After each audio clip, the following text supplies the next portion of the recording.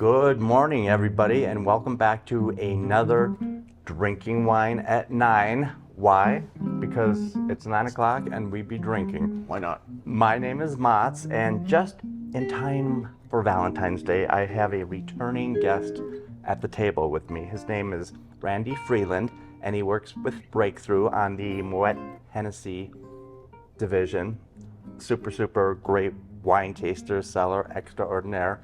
And he's returning today just in time for Valentine's Day. So Randy, welcome back to the table. Thanks, sir. Okay. So love is in the air, and there's no better way to celebrate that with your significant other than bubbly. I know. So that's why I thought this would be a great choice. Perfect. Yeah. Okay, let's talk about Chandon. Chandon, super cool. Founded in 1959 in Argentina, one of the first foreign investors in Argentina way back in the day. Been doing it a long time. And then in 1973, Robert Paul,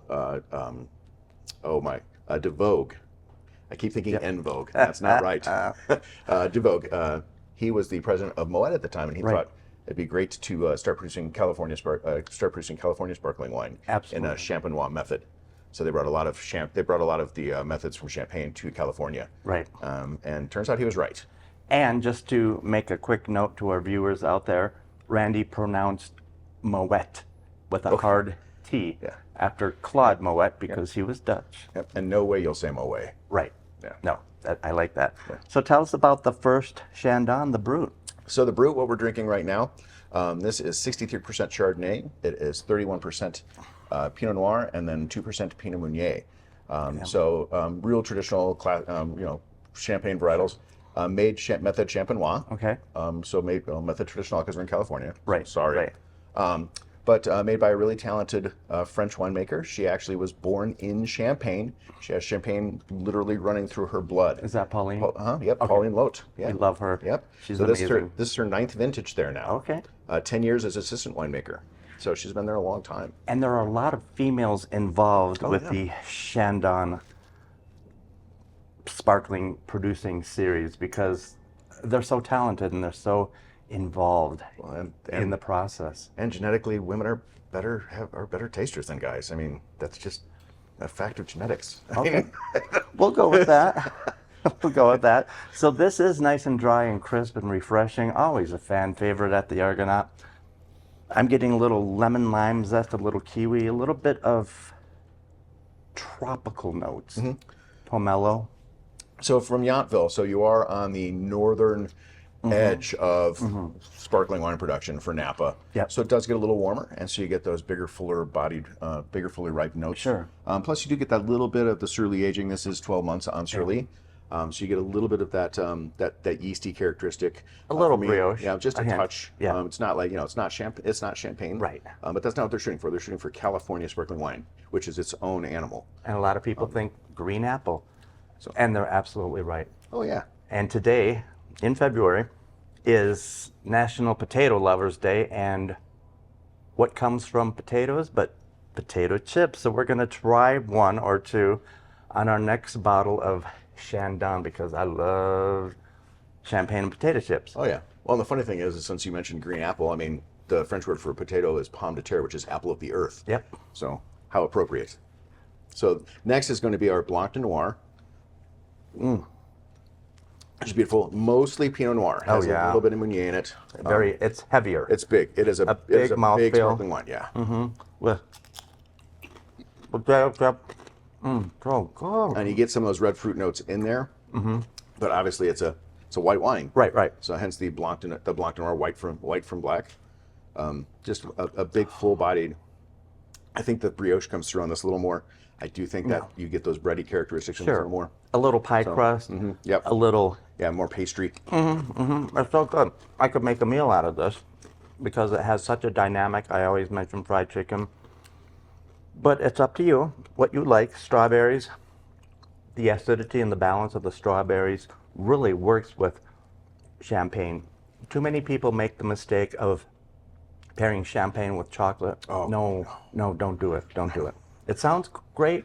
It's all romantic, but it's the wrong pairing. Yeah, definitely. It's going to make your wine taste very bitter. Yeah. Stick to something salty, something with texture. Yeah.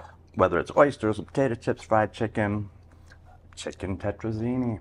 Oh, almost any food. Yeah, I mean, with the capers. so when I do rosé champagnes, the last rosé champagne I paired with it was a pepper seared elk backstrap, so it was Wow. quite good. And this is really good for Pinot Noir. Yep. It's heavier, it has more of a mouthfeel, it has more depth, but it's still dry and crisp and just so embracing. That's one of the best things about these wines is that crisp acidity really lends to food pairing. And they're so affordable, and you know Miss Sheila already has them on sale. So our third favorite is one of my favorites, the Brut Rosé. I love rosé. Rosé sparkling wines are some of my favorites. I think you get the greater depth of character. You have more. There's just more going on in a rosé. Yeah.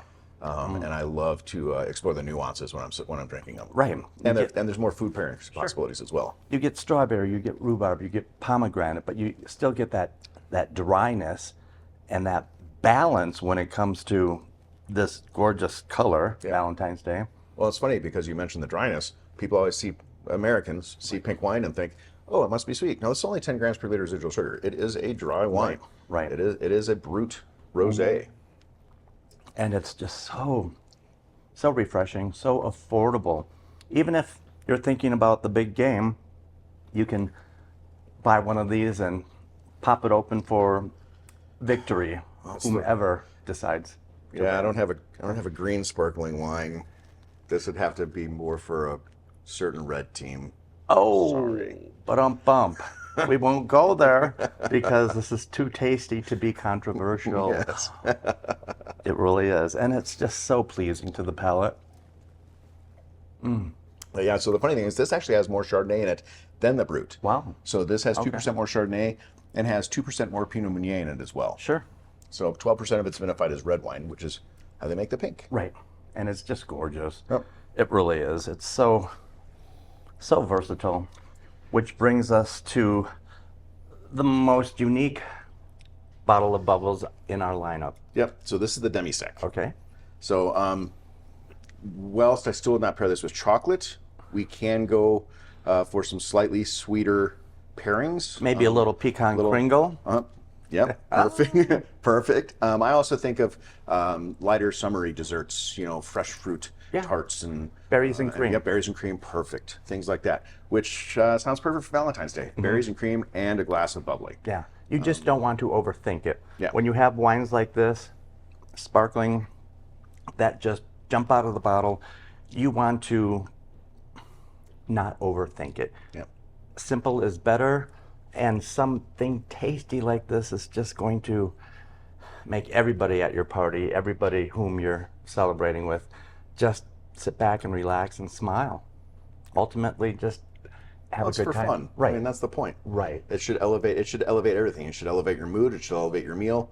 That's what the bubbles do. Bubbles go up. Bubbles bring everything up with them. Yes, That's the point. You're absolutely right, Randy. And this is such a great lineup for February. I can't thank you enough for joining me at the appreciate you table. having me. So before I do my final champagne toast, I want to let everybody know out in TV land that we would so encourage you to vote for Argonaut, best liquor store.